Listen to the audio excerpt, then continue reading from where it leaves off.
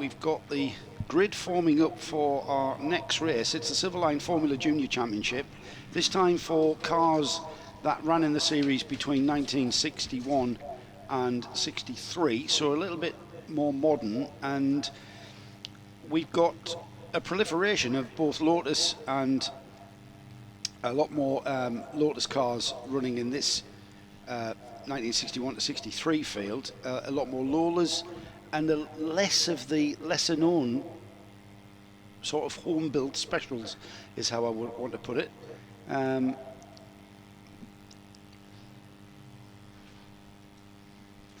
So we'll have a look at this Formula Junior field whilst we await more information for you. As soon as we have the information, we'll get that to you, of course. Well, we've got the grid now for the next race, which is, as you've said, the Formula Junior Historic Racing Association with HSCC in the Silverline Championship round 2 of the 61 to 63 grid, and on pole position is Sam Wilson, number 53 in the programme, and alongside is Richard Bradley. Sam Wilson and Richard Bradley, the Lotus and the Brabham on the front row.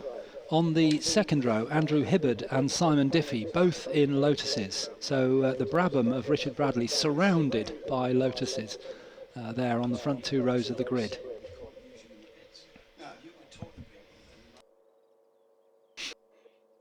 Moving back to the third row, we've got on the inside Lee Mole, who might be familiar, those of you who follow British GT racing, because Lee used to race in British GT for many years, but moved over to historic racing now, and he's alongside James Murray, and they're in a Lotus and a Lola respectively. And then we've got Richard Wilson in his Brabham and Adrian Russell in his Lotus on the 4th row. Next up in 9th on the grid is Chris Chilcott in his Brabham, and alongside is Mark Woodhouse in his Lotus. And then the next row, the 6th row, is Andrew Beaumont. A lot of familiar names here, you might think, yes, because they've raced in other races already. They've got different cars in this race. So it's Andrew Beaumont and John Fider in the Lotus and Brabham respectively. On to the 7th row, we've got Tim Child in his Cooper and Andrew Turvey in his Lola. And then the next row, row 8, is Martin Orbit and in his Lotus and Robin Longdon in his Lola. And we continue back down the grid because we've got 27 cars on this grid. Next up is Andrew Hayden in his Lotus alongside Peter Anstis in his Lotus. And then Jonathan Fider in the Mallock, and James Hicks in his Caravelle. That's row 10. Row 11 is Sid Fraser in his Lotus and Stephen Jobstall in his Lotus. And then we've got Anna Wilson in her Lotus and Richard Ferris in the Donford, not a very common name. Anna Wilson and Richard Ferris make up row 12. And then finally on row 13 we've got Chris Drake, who we saw earlier in his Terrier. He's out in his Elva this time. Chris Drake and Bob Birrell in his Lotus, and completing the grid, David Drew in the Australian Ausper. Not sure whether Chris Drake had a problem in qualifying. But we know that he's a very quick driver, so it'd be interesting to see whether he is out of position on the grid or whether he's driving a car which is not really on the pace of the others, which may be possible. But I think Chris Drake, normally we'd expect to see him somewhere nearer the front as the cars are being readied to come out on track. So we can't see from here, but clearly there's some very hard work gone on out there on track to repair the barrier, to make everything safe for racing again after that fairly hefty incident for Ben Adams in that last race. So hopefully we'll have the cars out on the track very shortly. Can't see what the board is that they're holding up, but it's presumably 1 minute or something like that, so we shouldn't be very long. And you can see the and there's the barriers. I think that's a shot of the area that was damaged in that incident. Yes, it is indeed the barrier that was hit by Ben Adams. Look at that. You wouldn't know. What great work by the circuit staff and the marshals to get everything back for racing again. And I can hear in the background, I think, the cars being released. I'm not surprised, Alistair. That doesn't surprise me. Brilliant. They're Yep. absolutely fabulous. So here go the cars, and Sam Wilson it is who will lead the cars out with that very distinctive crash helmet done in the purple and green colours of the Porsche from 1970, which Joe earlier on said he's always called the psychedelic Porsche.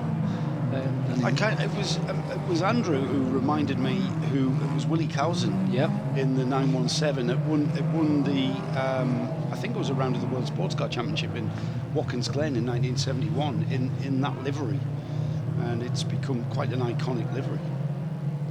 Well, certainly for Sam it is, because he likes his helmet in those colours. So they're following the car down. This is a standing start for this race, as it has been for the other open wheel races. So we'll see them come round to the grid, so that you can see there what a lovely shot that is down the your favourite shot indeed, Joe. It is, and it just shows you the depth of this grid that we've got of 27 cars.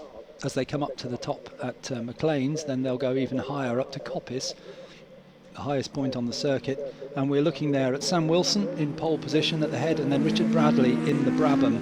That Brabham really does look very, very pretty indeed. The classic toothpaste tube shaped cars that were normal at this period of racing, and although they're Formula Juniors with different engines, they were raced in Grand Prix racing as well, and if the chassis itself didn't race in Grand Prix racing, then the designers always looked at the Grand Prix cars and said that's the right shape, so that's why they all look very similar, apart from the Mallock, of course, which Major Arthur Mallock has always built the front-engined cars, and we've got one of those in this race, despite the fact the rest of the field is rear-engined. Tube frame, of course, and relatively easy to copy in that respect. Silverline Formula Junior Championship. Silverline teams have been a part of the historic Formula Junior in the UK since 2015, and a big thank you for their support, along with Historic Sports Car Club in supporting this series. We said this earlier in the 59 to 60 classes of the Formula Junior field that we have. The two classes will come together tomorrow for a joined up Formula Junior race, but this was effectively the GP3 of the early 60s. This is where, and I know Andrew's going to be down in the pits, and without any pit stops we'll be able to talk to Andrew about Formula Junior, and I'm sure he remembers it being the first rung of the ladder. In fact, we're going to do a little bit of swappage here, and Andrew's going to join us for this, and because Andrew can offer some insight from the day. Andrew, you've come in from the cold, my friend. Coming from the pit lane, my favourite place, Joe. But yes, it's nice to be in the commentary box for a moment. When I first started racing regularly, or covering races regularly, I did a lot of these Formula Junior races, but they're almost all ready to go, aren't they? Yeah, we've got a green flag about to fly. We're just shuffling a few of our runners, and we're about to get underway. Green flags waving. Green flag flies. 20 minutes race. We're about to wait for the red lights to go out. I think we can just see the red lights at the top of our TV screens. Engine revs rise, the red lights come on, and we should lose them any second. We do indeed. Sam Wilson, Richard Bradley at the front of the field, and Richard Bradley slots across to the right, and in fact takes the lead by all accounts. The number 81 slotting into the front of the field, then he goes to the left and just shields off. Bradley's a big spin there from Sam, and he gets hit. So we don't usually see that from Sam Wilson, but spun there and collected another couple, and we didn't, he's usually the favourite to win these races. Is he really? Oh, yeah. Well, he was on pole position. We've lost a couple, at least three, possibly four cars from the field. You know what? I hate to see that in historic racing, because these cars are so valuable. But that was a cold tyre thing. I mean, I think so. Yeah. So we got the lovely Brabham at front in the proper Brabham colours. Yeah, the green and gold. talking about that. As we let the field settle down, and we're not expecting it to settle down to any great extent because these races are usually frantic. And I should point out, Simon Diffie is a late entry into this. He's already up to 4th place. And I was talking to Simon earlier. He's just got this car and he's really pleased with it. It's got a history. It's an ex-Peter War car. Is this the first? First time out. Remember Peter War, who's the team manager for many years at Team Lotus? Blind Pew was his nickname by the mechanics. I was going to say, because you were around in that period with the certainly GPS was. thing, weren't you? Yeah, I was. And Blind Pew, is that because he was blind? Just because he wore glasses, probably? No, PW was his initials. Yeah. And Blind Pew was a character in some cartoon or something, because Blind Pew was out of Treasure Island. Oh, Treasure Island, that's right, yeah. The Team Lotus mechanics, they all had nicknames. We've all heard of Herbie, haven't we? And or the Vicos, Bob Dance, and so on. They all had nicknames at Team Lotus. He was Blind Pew, and his wife, because he called her Sweetie, was known as Sweetie. But sometimes he didn't bring Sweetie to the races. He brought another lady. And do you know what the mechanics called her? Saccharin. He was cutting down on his sugar intake. Yeah. Well, he was. Well, the car's still abandoned there, the silver one. Everybody behind the Jaguar pace car. He's got in quite a few laps this weekend, doesn't he? Yeah, we've got a huge field, Andrew. 27 cars. Yeah. Well, you know, Duncan Rabagliati, who is in charge of the Formula Junior Association and is now run by his daughter. They've done a fabulous job. They had a big world tour, remember, a couple of years ago, and they went down to New Zealand with these cars and basically all over the world and America and so on. Mm-hmm. And a lot of these were built in period, so there's still a lot of them around. And then Duncan's a great organiser. I mean, both the Duncans here, Duncan Wilshire's a great organiser. Yeah. Duncan Rabagliati also happens to be my solicitor, by the way, when he's not doing this. He really has galvanised all these people, and he finds cars and gets them out of garages where they're dusty and that. So he's a terrific guy, and he's done a wonderful job with these. This just to confirm, everybody, we've lost our pole position sitter, Sam Wilson, in the Lotus 20. He's out, as is the 68 James Murray in the Lola Mark 5A. That car is out as well, and that car just being recovered. Andrew, this wasn't just the first rung of the ladder from a driver's perspective. This was the first rung of the ladder as a design engineer and car manufacturer. And is this because of the volume of the production of these cars? Is that kind of what gave people like Lola and Lotus the leg up and give them the kind of funding, the finance that was coming through their companies? Yeah, absolutely. But some of these earlier cars, like the Lotus 18, you could get it as a Formula 1 car, a Formula 2 car and a Formula 3 car, because the chassis wasn't that much different. Strengthened a bit, there were a few changes.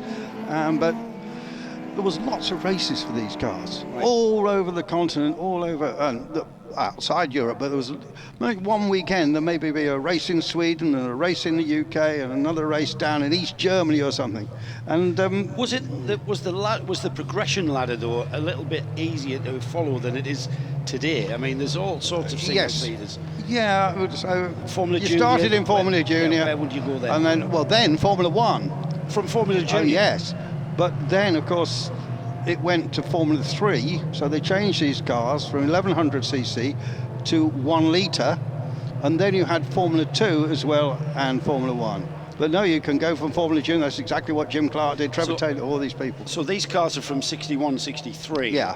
So as we went through the 60s, these cars, by the time we got to the end of the decade, the tyres were wider, they had 1,000cc scream. Yeah. Well, we call it the screamer period, don't we, in Formula 3? 1970 was when they went to slick tyres, in the middle of the season, actually. Yes. And when they started putting wings on them and so on. Yes. So there was big changes going on in motor racing in those days. But back in when these cars were the junior formula, quite literally Formula Junior, we had the 1.5 litre formula in Formula 1. Yeah. And like you say, you look at it, take the bodywork off, the tube frame of the chassis isn't that much different to what was running in Formula 1. Correct, absolutely correct. And then we're seeing the Lotus 22 in here, but the next Lotus Formula Junior, Formula 3 car, but it was a Formula Junior car, was a Lotus 27. That was a monocoque. That was the first monocoque other than a Formula One car, basically, as far as single seats is concerned. Right. So it'll be interesting to see what happens here. I mean, it's great to have Richard Bradley, isn't it? Oh, fabulous, yeah. LMP2 class winner. Yeah. Still a regular competitor, of course, in the European Le Mans series. He's had some victories in the last year. He's just finished in the sports car race. And he got out of the car first. Yeah. That was obviously to enable him to get ready to drive this. And later on, he'll drive the family Aston Martin. Yes. Yeah. And I wasn't sure if it's driving with his father or his brother. I'm not quite sure. I'm not sure. I haven't No, checked we that need out. to check that out. But it's a super chap, Richard. I need to go and see him, actually. Cause All that success, remember, was with Matt House and a lot of that early the Le Mans victory. Yeah. But he's the sort of driver, Andrew, that, you know, it's no surprise to see him at the front of this grid, nor was it a surprise to see him lead into turn one. No. And I think that was probably maybe one of the elements that aired Sam Wilson to turn in just a little bit too quickly and ask a little bit too much of those rear tyres. If you catch it, the 63 car, the guy's got a very interesting crash helmet, Jobstall, who I think's from Austria, and he's got a face painted on the back of his helmet. It looks out of the back and looks back through the roll cage. Does it? It's rather weird, actually.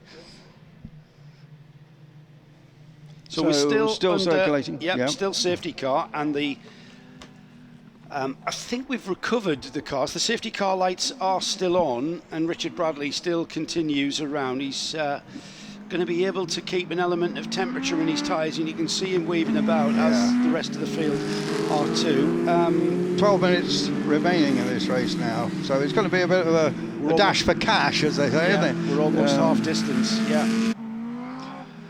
Maybe we're getting close. I'll get a better. I'll be given a better idea. I can't see any kind of official message telling me the safety car is going to be brought in. So the safety car lights are out. Richard Bradley knows exactly what to do, and he's just easing back and just boxing everybody up, and then he'll choose his moment to go for it. The safety car is already through the chicane and will peel off into the pits, and then we're going to go racing. Richard Bradley, Andrew Hibbert, and then we've got Lee Moore in the Lotus 2022, and now he goes. Coming out of the chicane, he's gone for it. Maximum acceleration now from Richard Bradley, and he's done a great job there from the safety car. That's a perfect start there, holding everybody back, Andrew, and then here he goes into red gate 4. See, Diffie had a bit of a stiff down the inside, but wasn't able to make it stick.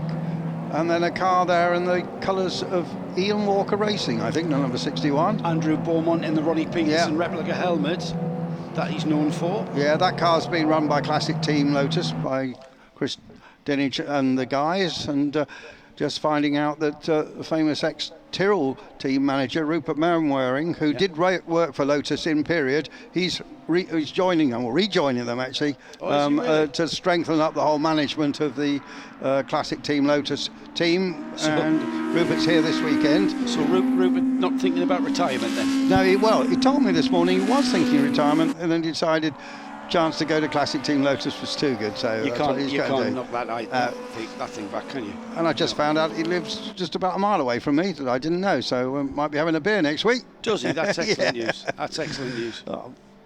And you didn't know that? You weren't aware? No, I didn't know that. No, I thought he lived in Rye, actually. Number 83 there, Andrew. The only Malik we've got in the race. Now, the previous the 59 to 60 Formula Juniors had a car driven by Ray Malik that came second. That was classed as a U2. Yeah. Now this is down in the on the entry list as a Malik U2 Mark III. Just the way the guy's written it on. But I think it's by then though, because they started out calling it a U2. Yeah. And then it took the Malik name. Yeah, I think that's right.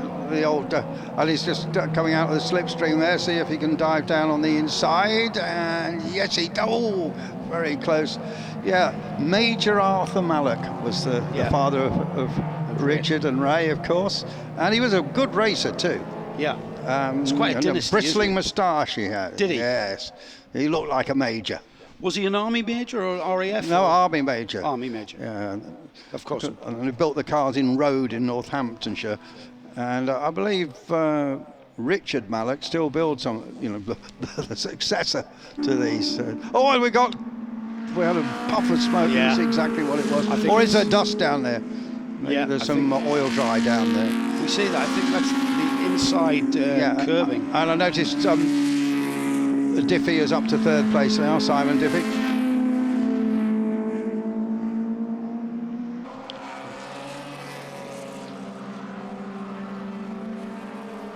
So nice shot of the 71 car.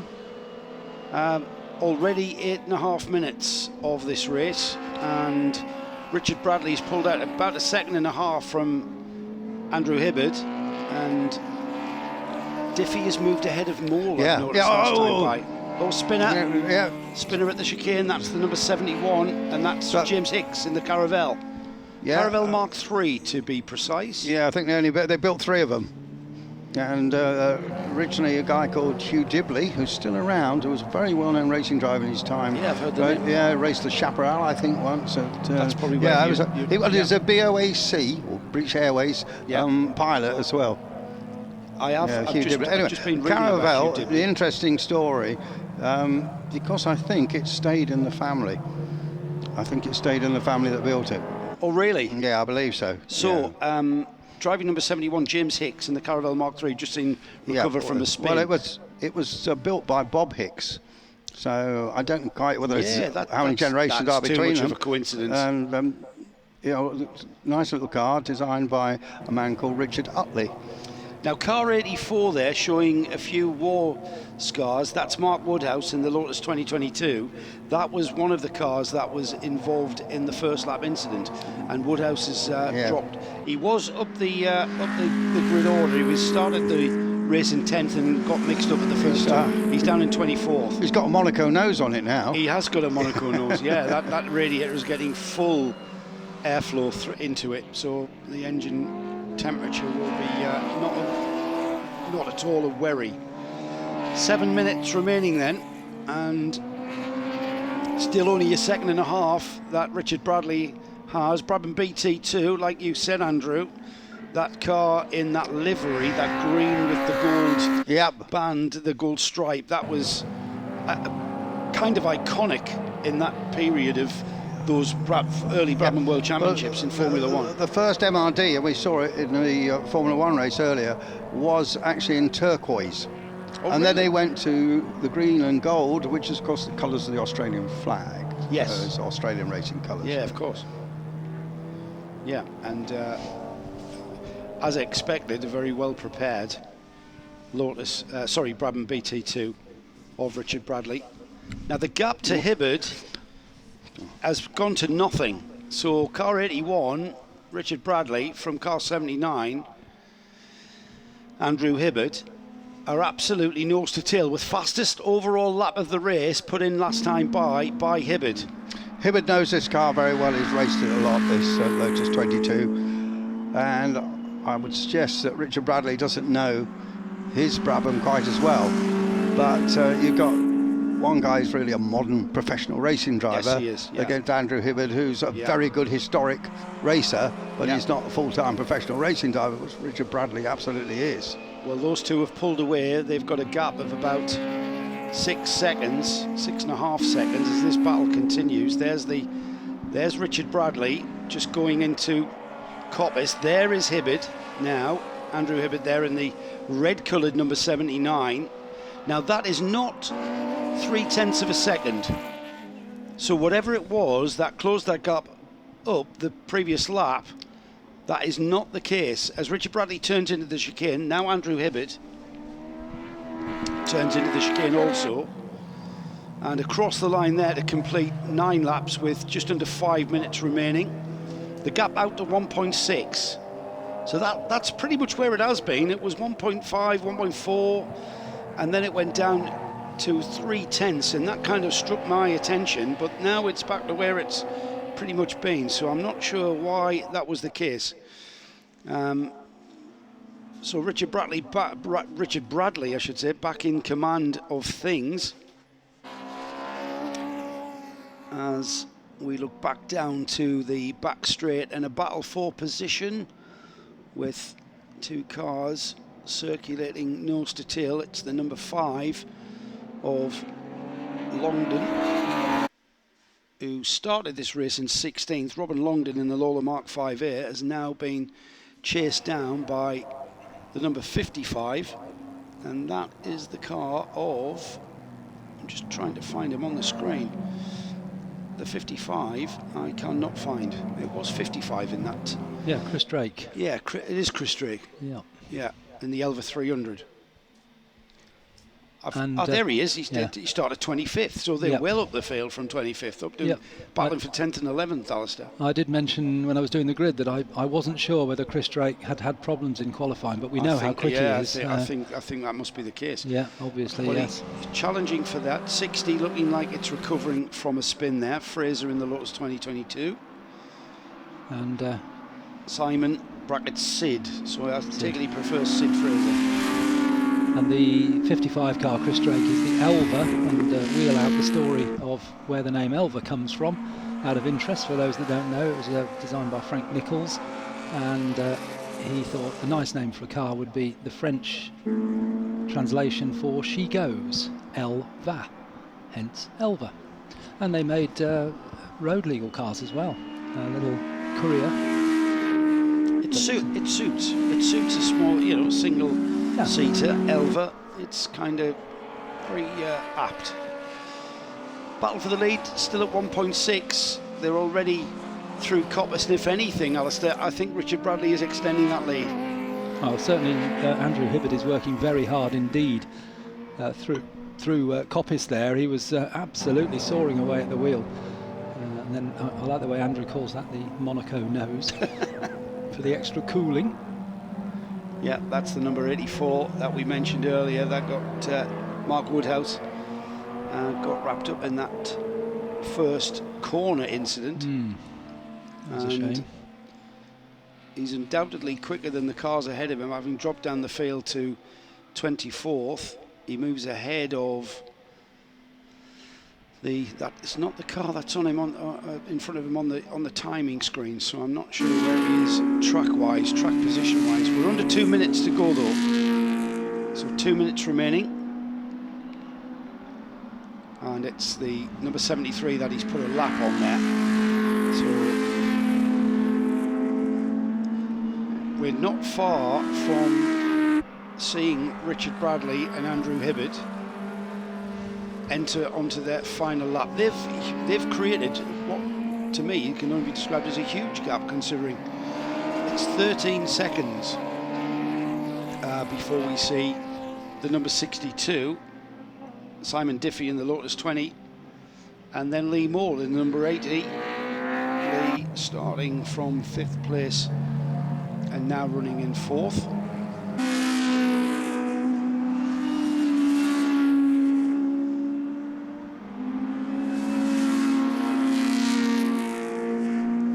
The number 70 showing the Silverline Tools logo on the side of the car, and Silverline Tools being part of supporting this Formula Junior category since 2015.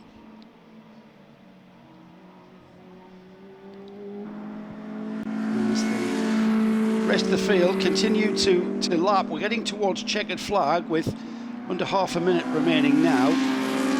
So we'll try and pick up our leader, Richard Bradley, very soon. And car 81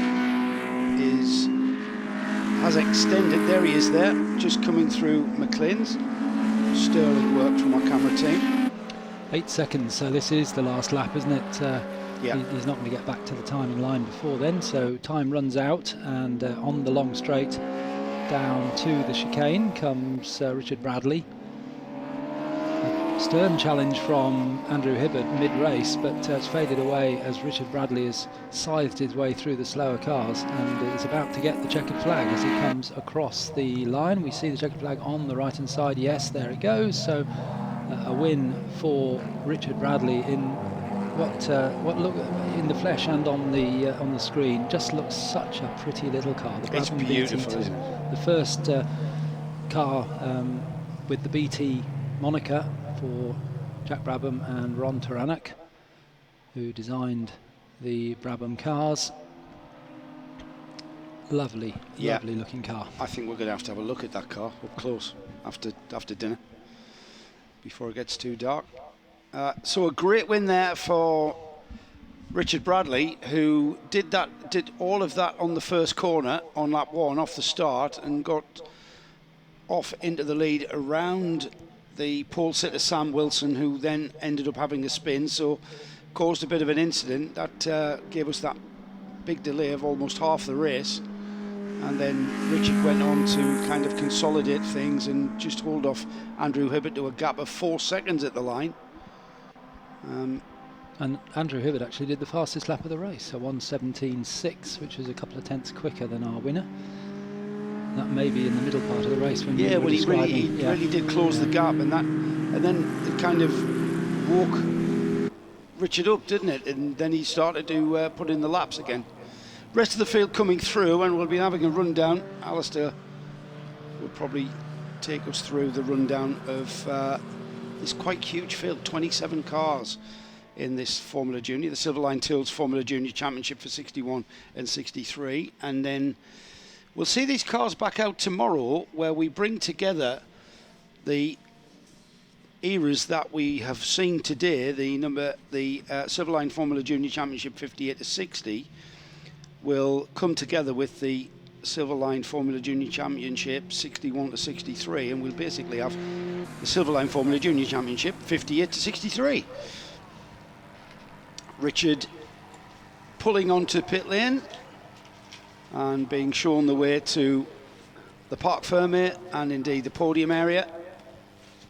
Andrew called it the winner's circle, but it's not a circle, it's a rectangle, so we're going to call it the podium area.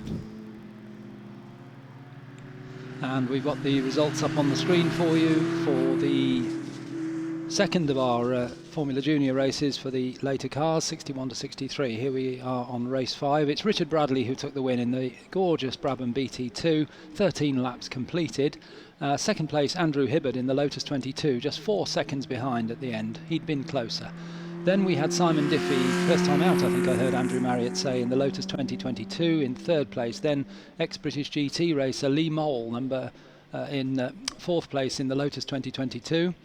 And in fifth place, Adrian Russell in the Lotus 22. Then it was in sixth place, Richard Wilson in the Brabham BT6, the similar car of John Fider, the Scotsman, in seventh place. Then Chris Chilcott in another of the Brabham BT2s in eighth place. Andrew Beaumont in ninth place in the Lotus 22, and Robin Longdon completed the top 10. Then we saw Christopher Drake, who made a great drive through the field. He started right at the back in 25th place, but got his Elva up to 11th, Chris Drake. Then we had Jonathan Fider in 12th place in his Malak U2, and then Andrew Turvey 13th in the Lola Mark 5A. In 14th place, Martin Orbit in the Lotus 20, and in 15th, Peter Anstis in the Lotus 2022. Then in 16th, the unique in this race, the Caravelle Mark III, which Andrew said was probably 3 or 4 built, and each one had a different mark number. James Hicks in 16th, Stephen Jobstall in 17th in his Lotus 22, and Andrew Hayden in 18th in a similar car.